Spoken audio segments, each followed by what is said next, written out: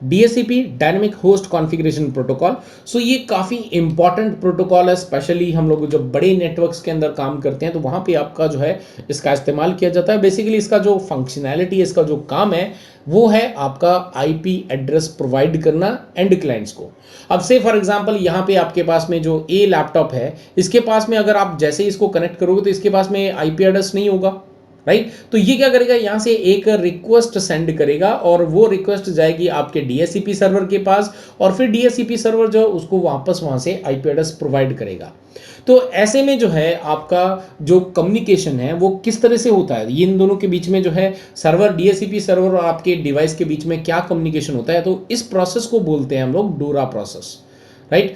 डोरा प्रोसेस के जरिए डीएचसीपी सर्वर जो है वो आपके किसी भी क्लाइंट को आईपी एड्रेस प्रोवाइड करता है। तो जब भी हम कोई भी अपना डिवाइस जो है वो आपके नेटवर्क पे डालते हैं तो सबसे पहले हमारा जो डिवाइस है वो क्या करता है, यहाँ पे डिस्कवर यानी कि पहला डिस्कवर मैसेज भेजता है। तो इसका जो है आपका हेडर इंफॉर्मेशन होती है, उसके अंदर डेस्टिनेशन का जो आईपी एड्रेस, डेस्टिनेशन का जो मैक एड्रेस होता है that is F F F F F F F F F.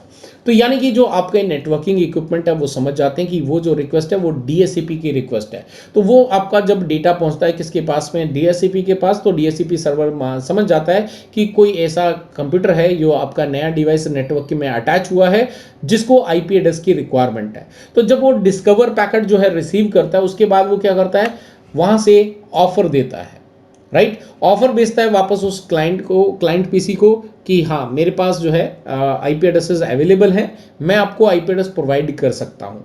ये उसको ऑफर देता है कि मैं आपको लीज पे प्रोवाइड कर सकता हूँ, परमानेंट नहीं, लीज पे प्रोवाइड कर सकता हूँ। तो जो आपका कंप्यूटर है वापस उसको क्या करता है, रिक्वेस्ट करता है कि ठीक है मैं लीज पे जो है आपका जो आईपी एड्रेस है मैं बिल्कुल लेने के लिए तैयार हूं।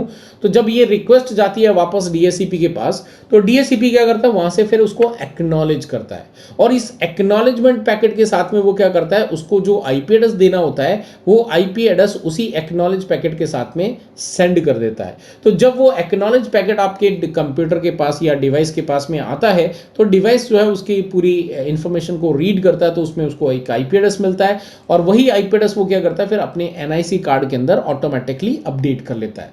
तो ये आपका हो गया लोकल एरिया नेटवर्क में, जहां पे आपके डायरेक्टली लेयर 2 के ऊपर में कम्युनिकेशन हो रहा है। लेकिन कहीं पे आपके पास में से फॉर एग्जांपल बीच में राउटर है, तो ये आपका एक अलग नेटवर्क बन गया। तो यहां पर भी क्या हम सेम डीएचसीपी के जरिए आईपी एड्रेस प्रोवाइड कर सकते हैं क्या? यस, हम पॉसिबल है।